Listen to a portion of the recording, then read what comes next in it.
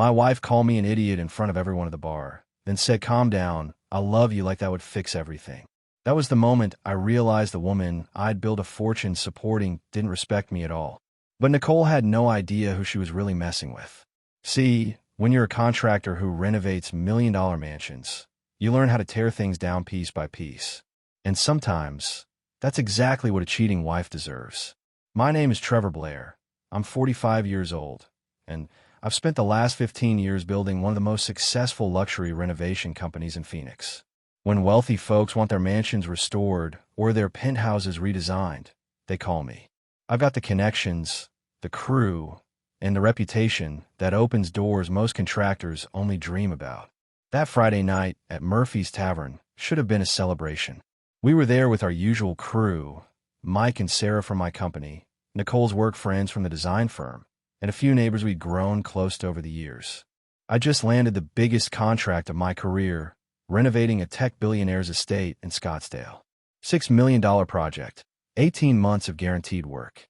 I was telling everyone about the insane features this guy wanted: a wine cellar that descended 3 stories underground, smart glass that could turn opaque with voice commands, heated floors throughout the entire 15,000 square foot mansion. Everyone was laughing, asking questions, genuinely excited for me. Everyone except Nicole. She sat there nursing her third martini, rolling her eyes every time I mentioned another detail. When I got to the part about the indoor infinity pool that overlooked the valley, she finally snapped. "God, Trevor, you sound like such an idiot," Nicole said, loud enough for the entire table to hear. "Nobody cares about your little construction stories." The laughter died instantly. I felt every pair of eyes turn toward us, the awkward silence pressing down like a weight. Mike looked uncomfortable. Sarah stared at her drink, and I just sat there, stunned. Nicole must have realized what she'd done, because her expression softened immediately. She reached across the table, grabbing my hand. "Calm down, honey," she said quickly, her voice suddenly sweet. "I love you, okay? I'm just tired from work." But the damage was done. For the first time in our 12 years together, I saw Nicole for who she really was. This wasn't about being tired or stressed. This was about respect, and she clearly had none left for me. I forced a smile, nodded, and changed the subject. But inside, something fundamental had shifted. The woman I'd helped rebuild after her messy divorce. The woman whose design business I'd funded when banks wouldn't give her a loan. The woman I trusted with everything. She'd just shown me exactly what she thought of the man who'd made her success possible. The drive home from Murphy's was dead silent, except for the hum of my truck's engine. Nicole stared out the passenger window, acting like nothing had happened, scrolling through her phone with that same casual indifference she'd shown all evening. But I couldn't stop replaying the moment, couldn't shake the look of contempt that had flashed across her face. When we got home to our custom-built house in North Scottsdale, the one I designed and built with my own hands, the one that showcased every skill I'd learned in 20 years of construction, Nicole headed straight for the master suite without a word. I poured myself a bourbon and sat in my workshop, surrounded by the tools that had built our life together. That's when the memories started flooding back, moments I'd dismissed or explained away over the past year. Like 3 months ago, when I'd surprised her with tickets to see her favorite band in Vegas. Instead of excitement, she'd sighed and said, "Trevor, I wish you'd asked first. I have important client meetings that weekend." She'd gone anyway, but spent the entire trip on her phone, barely acknowledging the expensive suite I'd booked, or the time I'd installed custom lighting throughout her design studio, worked weekends for a month, called in favors with electrical contractors, probably saved her $15,000. When I finished, she'd simply said, "It's fine, I guess," though I would have gone with different fixtures. Then there was the big one I've been trying to forget. 6 months ago, at her company's annual gala, I'd overheard her talking to a group of architects and designers.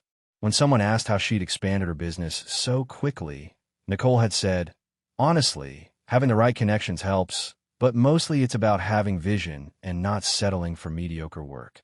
Not a single mention of the $100,000 I'd loaned her to lease the bigger studio space. Nothing about the wealthy clients I'd refer to her through my renovation projects. She'd made it sound like she'd built everything herself.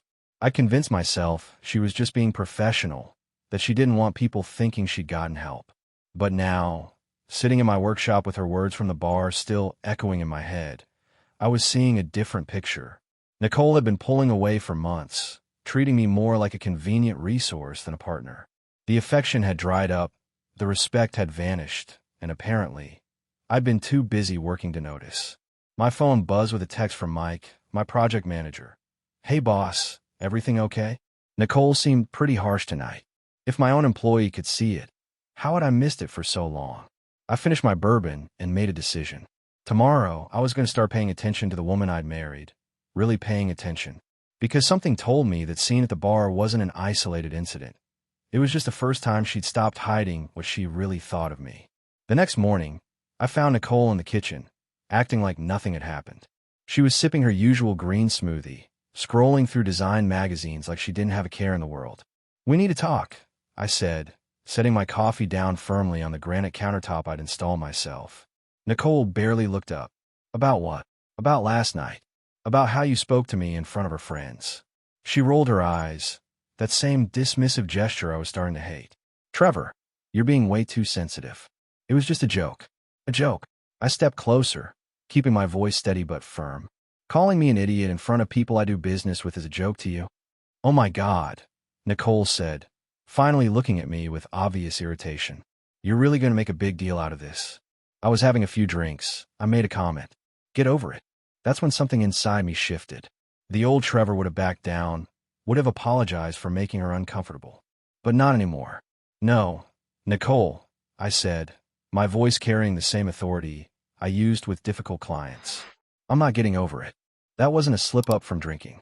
That was you showing everyone exactly what you think of me." She stood up abruptly, her chair scraping against the floor. "What's that supposed to mean?" "It means I've been thinking about how you've been treating me lately. The comments, the eye rolls, the way you act embarrassed to be seen with me." I crossed my arms, standing my ground. "When's the last time you actually showed me any respect, Nicole?" Her face flushed, but instead of apologizing, she got defensive. "Respect?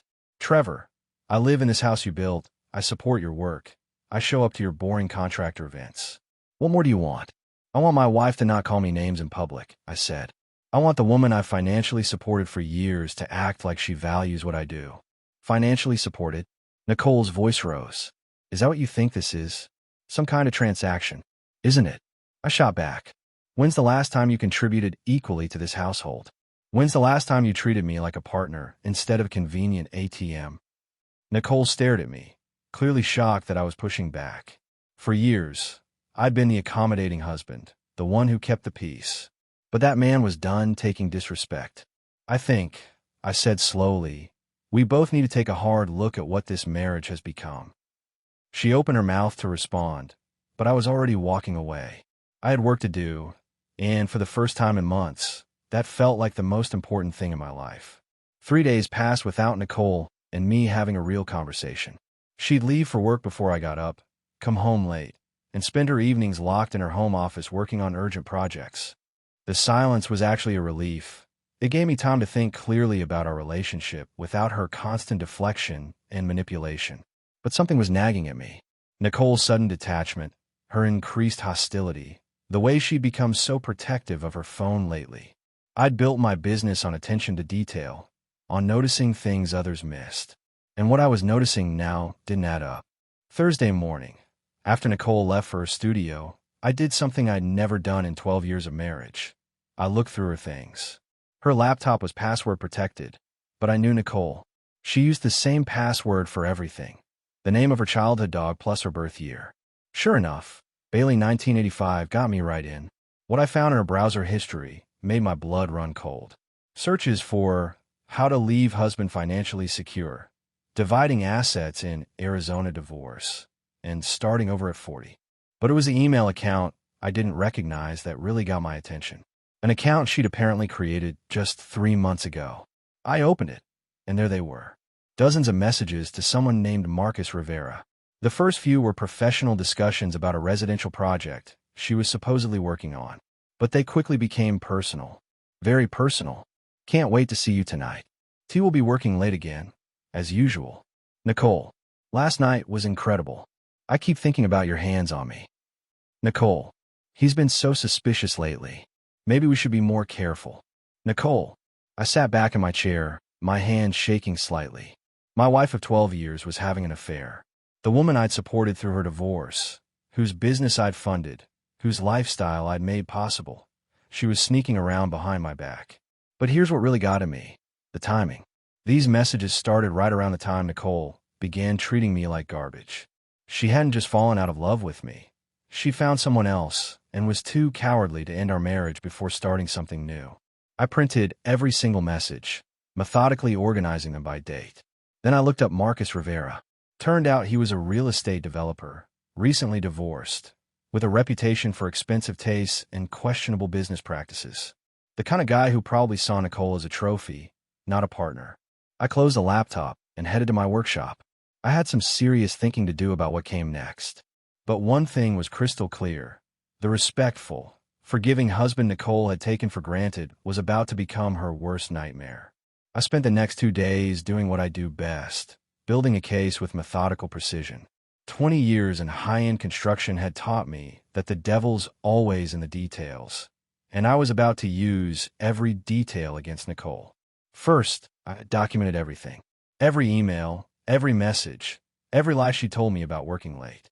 I created a timeline that showed exactly when her affair started and how it coincided with her increasingly hostile behavior toward me. Then I dug into Marcus Rivera's background. Turns out my wife had picked a real winner. The guy had been divorced twice, had a reputation for flash and no substance, and was currently being sued by 3 different contractors for non-payment. His last 2 development projects had gone bankrupt, leaving investors high and dry. But here's where it got interesting. I knew 2 of those contractors. They'd bid against me on projects before, and when I called them up for a friendly chat, they were more than happy to share details about Marcus's business practices.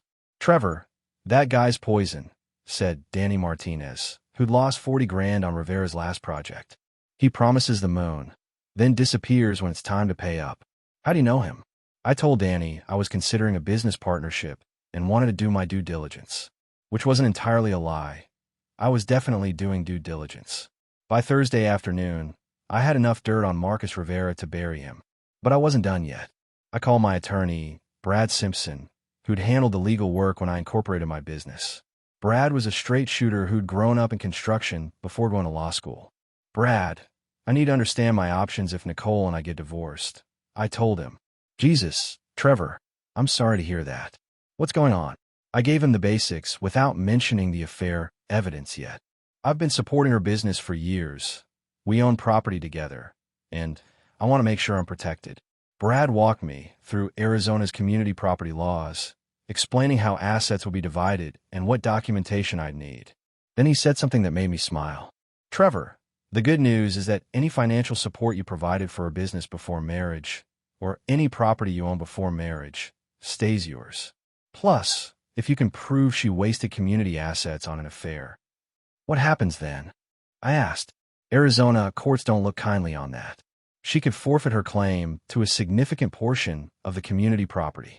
After I hung up, I sat in my workshop, surrounded by the tools that had built my success, and felt something I hadn't felt in months: control. Nicole thought she was playing me for a fool, sneaking around while I bankrolled her lifestyle. But she'd forgotten one crucial thing about successful contractors: we always have a plan, and we always finish the job. Friday morning, I did something that would have seemed impossible a week ago. I smiled at Nicole over breakfast. "You seem better," she said, looking surprised. "Less intense." "I've been thinking about what you said," I replied, buttering my toast. "About needing space. Maybe you're right." Nicole's eyebrows shot up. This clearly wasn't the reaction she'd expected. "I've been working too much, focusing on business instead of us," I continued. "Maybe I should take some time to figure out what I really want." She nodded slowly, obviously trying to process this change in my attitude. That sounds healthy, Trevor." "In fact," I said, taking a sip of coffee, "I'm thinking about taking that fishing trip to Colorado I've been putting off. Remember? The one with Mike and the crew? Give us both some real space to think." The relief that flashed across Nicole's face was unmistakable. A week away meant a week of freedom with Marcus. No suspicious husband around to complicate things. "That sounds perfect," she said, a little too enthusiastically. "When were you thinking?" "Next week. Mike's been pushing for it anyway." I stood up, grabbing my keys. "I'll call him today and set it up. As I headed for the door, Nicole actually looked happy for the first time in months. "Trevor, I think this is really good for both of us." I turned back and smiled. "Nicole, I think you're absolutely right. This is going to change everything." What she didn't know was that I had no intention of going to Colorado. Instead, I was going to spend that week documenting her affair, gathering evidence, and putting the final pieces of my plan into place. I drove straight to Mike's office at our construction headquarters. Mike Thompson had been my project manager for 8 years, and more importantly, he was loyal, discreet, and had no love for Nicole after watching how she treated me. "Mike, I need a favor," I said, closing his office door. "A big one." "What's going on, boss?" I told him everything. The affair, the evidence, my plan to use the fake fishing trip to gather more documentation. Mike listened without interrupting, his expression growing darker with each detail. "That woman's been using you for years," he said finally. "What do you need me to do?" "I need you to actually go to Colorado, take some photos, post them on social media. Make it look like I'm there with you. Can you handle that?" Mike grinned. "Boss, after what she did to you at Murphy's, it would be my pleasure." I spent the rest of the day making arrangements. Private investigator to document Nicole's activities while I was supposedly away. Security cameras to monitor our house. Financial records copied and stored in a safety deposit box. By Sunday, everything was in place.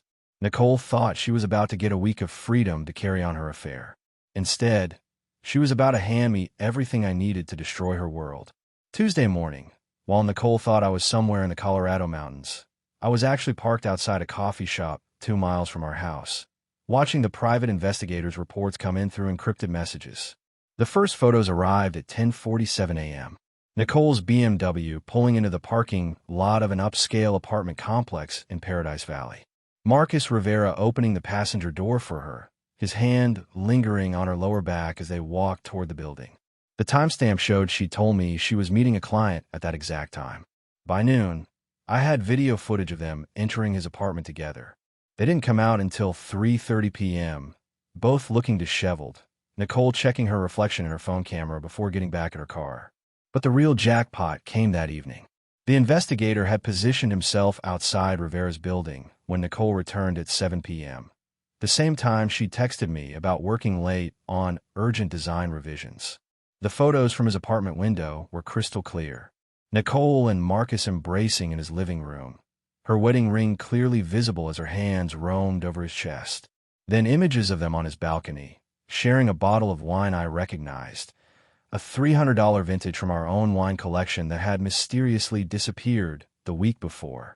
I forwarded everything to Brad Simpson with a simple message: "How's this for evidence?" His response came back within an hour. "Trevor, this is ironclad. She's not just cheating. She's stealing community property to fund the affair. Any judge in Arizona would award you significant damages." Wednesday brought even more damaging evidence. Credit card records showed Nicole had paid for a romantic dinner at the Four Seasons using our joint account, then spent the night at Rivera's apartment. The investigators' photos showed them checking into a suite at the Phoenician Resort. $800 per night room, charged to the business credit card I'd given her for legitimate design expenses. But Thursday's discovery was the one that really set my blood on fire. The investigator followed Nicole to a high-end jewelry store in Scottsdale Fashion Square. She emerged 45 minutes later with a small bag from Cartier. When I called the store pretending to confirm a purchase for tax purposes, they informed me she'd bought a $15,000 men's watch using our business account. That watch wasn't for me. I hadn't received any expensive gift from my wife in over a year. She was buying jewelry for her lover with money from my construction business. I called Mike at the job site. "Mike, how are those Colorado photos coming along?" "Posted 3 more today, boss. Fishing shots, campfire pictures. Even got one of me holding up a trout with the mountains in the background. Anyone checking your social media would swear you're having the time of your life." That evening, I sat in my hotel room, surrounded by printed photographs, financial records, and legal documents. In just 3 days, I'd gathered enough evidence to not only prove Nicole's adultery, but also demonstrate that she'd been systematically stealing from our joint accounts to fund her affair. But I wasn't done yet. Tomorrow was Friday, and according to the investigators' intelligence, Nicole had planned something special with Marcus, a weekend getaway to Sedona, booked using my credit card, while I was supposedly still fishing in Colorado. She thought she was being clever, taking advantage of my absence to have a romantic weekend with her lover. What she didn't know was that I'd be watching every minute of it. Friday morning arrived with a text from Nicole that made me want to throw my phone across the hotel room. "Hey honey, Sarah invited me to a girls' weekend in Sedona. Last minute thing, but I could use the break. Hope the fishing is amazing. Love you." Sarah Chun, her business partner, was currently in New York at a design conference, something Nicole had apparently forgotten I knew about. The lie was so casual, so effortless, it made me realize how long she'd probably been deceiving me. I forwarded the message to my investigator with instructions to document everything about their Sedona trip. Then I did something that felt both satisfying and strategic. I called Nicole's mother. Trevor. Patricia Williams had always liked me, treating me more like a son than an in-law. "How's the fishing trip going?" "It's great, Patricia. Listen, I want to give you a heads up. Nicole's gone to Sedona for the weekend with some friends. I know you sometimes try to reach her on weekends." "Sedona?" "She didn't mention that when we talked yesterday. She said she was staying home to catch up on work." "Perfect." Another lie documented. "Well, you know, Nicole, sometimes these trips come up last minute." After I hung up, I felt a grim satisfaction. Nicole's web of lies was getting more complex, and soon it would strangle her. The investigators' reports from Sedona were devastating. Photos of Nicole and Marcus checking into L'Auberge de Sedona under the name Mr. and Mrs. Rivera, paid for with our business credit card. Images of them hiking Cathedral Rock, holding hands like newlyweds. Video footage of them at dinner, toasting with champagne that cost more per bottle than most people spend on groceries. But Saturday's intelligence provided the final nail in Nicole's coffin. The investigator had positioned himself with a telephoto lens when Nicole and Marcus returned to their suite after dinner. The photos were explicit enough to leave no doubt about their relationship. But more importantly, they showed Nicole wearing the Cartier watch she'd bought him, confirming that our business funds had been used to purchase gifts for her lover. Sunday evening, as Nicole was supposedly driving back from her girls' weekend, I received a call from Brad Simpson. "Trevor, I've reviewed all the evidence. This isn't just adultery, it's financial fraud. She's misappropriated business funds, stolen community property, and used marital assets to fund an extramarital relationship." "What's my next move, Brad?" Monday morning, we file for divorce and request immediate asset protection. With this evidence, she'll be lucky to get 20% of the community property, and she'll owe restitution for everything she stole. And the business, completely protected. Her affair-related expenses are considered waste of community assets. The courts will ensure you're compensated. That night, as I prepared to return home for the confrontation that would end my marriage, I felt something I hadn't experienced in months. Complete control over my situation. Nicole thought she'd spent the week outsmarting her oblivious husband, living her fantasy life with Marcus Rivera while I was supposedly catching trout in Colorado. Instead, she'd spent the week destroying herself, documenting her betrayal so thoroughly that no court in Arizona would side with her. Tomorrow, she'd wake up as a cheating wife with expensive tastes and a comfortable lifestyle. By tomorrow night, she'd be a soon-to-be ex-wife facing financial ruin and public humiliation. The hunting trip was over, and I caught exactly what I was after. Sunday evening, I returned home to find Nicole unpacking her bags in our bedroom, humming softly like she'd just returned from an innocent girls' weekend. She looked relaxed, satisfied, probably still glowing from her romantic getaway with Marcus. "Hey, honey," she said, giving me a casual kiss on the cheek. "How was Colorado?" "You look great." Colorado was enlightening, I replied, setting my duffel bag down carefully. "Very enlightening." Nicole continued folding clothes, chattering about her fake weekend with Sarah. "We had such a great time in Sedona. The spa treatments were amazing, and the hiking was just what I needed."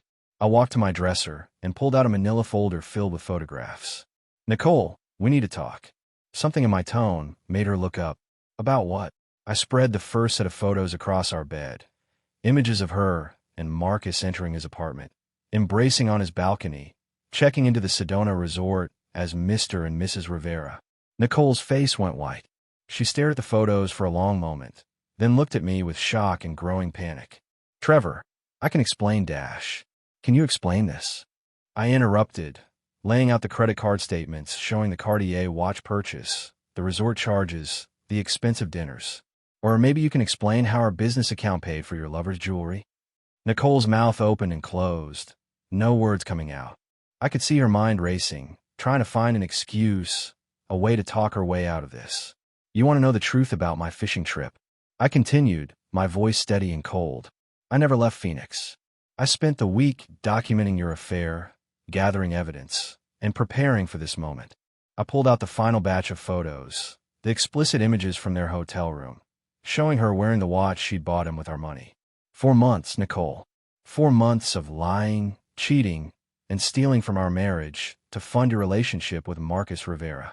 Nicole finally found her voice. Trevor, please let me explain. It's not what you think, Dash. It's exactly what I think, I said firmly. You've been having an affair, using our money to pay for it, and lying to my face every single day. Tears started streaming down her face. I never meant for this to happen. Marcus and we just connected, and I felt so alive with him, Dash. So alive that you decided to steal $15,000 to buy him jewelry. So alive that you charged your romantic weekend to my business account. Nicole collapsed onto the bed, sobbing. Trevor, I'm sorry. I'm so sorry. Can we work through this? Can we go to counseling? I looked down at the woman I'd supported for 12 years. The woman who'd thrown away our marriage for a con artist with a history of failed businesses and unpaid debts. Nicole, tomorrow morning my attorney is filing divorce papers. You have 24 hours to find somewhere else to live. You can't just throw me out, she protested. Actually, I can. This house was mine before we married, and thanks to your documented financial fraud, you've forfeited any claim to it. I gathered the photographs and headed for the door. Your boyfriend Marcus might want to start looking for a new sugar mama. After his creditors finish with him, he won't be able to afford the lifestyle you're accustomed to. As I walked out, leaving Nicole sobbing on our bed, I felt something I hadn't experienced in months, complete peace with my decision. 6 months later, I was sitting in my newly remodeled home office, reviewing contracts for the biggest project of my career, a complete renovation of a luxury resort in Scottsdale. The irony wasn't lost on me that my business had never been more successful. The divorce had been swift and decisive. Nicole's attorney had tried to argue for a 50-50 split of assets, but when Brad Simpson presented our evidence, their tune changed quickly. Financial fraud, adultery, and misappropriation of business funds had consequences in Arizona courts. Nicole received exactly what she deserved. 20% of our community property, no claim to my business or our home, and in order to repay the $47,000 she'd stolen to fund her affair. Her design business collapsed within 2 months when word spread about her conduct. Wealthy clients don't trust designers who steal from their husbands. Marcus Rivera had fared even worse. His restaurant empire imploded completely when his creditors discovered he'd been using an affair partner's stolen money to stay afloat. The man Nicole thought would be her meal ticket ended up filing for bankruptcy and moving back in with his parents in Tucson. But the sweetest justice came when Nicole tried to reconcile with her family. Her parents, who'd always respected me for supporting their daughter's dreams, were horrified when they learned how she'd repaid that support. Her father actually called to apologize for raising a daughter who could betray such loyalty. Trevor, he'd said during that difficult conversation, we're ashamed of what Nicole did to you. You were the best thing that ever happened to her, and she threw it away for nothing. Nicole had tried to contact me several times through mutual friends, claiming she'd made a terrible mistake and wanted another chance. Each time, I'd simply referred them to my attorney. Last month, I'd heard through Mike that she was working as a sales associate at a furniture store in Tempe, living in a studio apartment, and driving a 10-year-old Honda. The woman who'd once enjoyed a luxury lifestyle funded by my success was now discovering what life looked like when you had to earn it yourself. Meanwhile, I'd started dating again. Sandra Martinez, a successful architect I'd met through a client, appreciated a man who built things with his hands and understood the value of hard work. She treated me with the respect Nicole never had, and for the first time in years, I felt valued for who I was, not just what I could provide. This morning, I'd received a final piece of closure. Nicole's divorce attorney had called to inform me that she was officially dropping her appeal of the settlement. She'd finally accepted that her choices had consequences she couldn't escape. As I looked around my home office, expanded and improved since Nicole's departure. I felt grateful for the lessons she'd taught me, even if she hadn't meant to. Sometimes the people who betray you end up showing you exactly what you deserve, and it's usually much better than what you were settling for. The woman who'd called me an idiot in front of my friends had ultimately proven that the real fool was the one who threw away a good man's love for a fantasy that was always destined to collapse.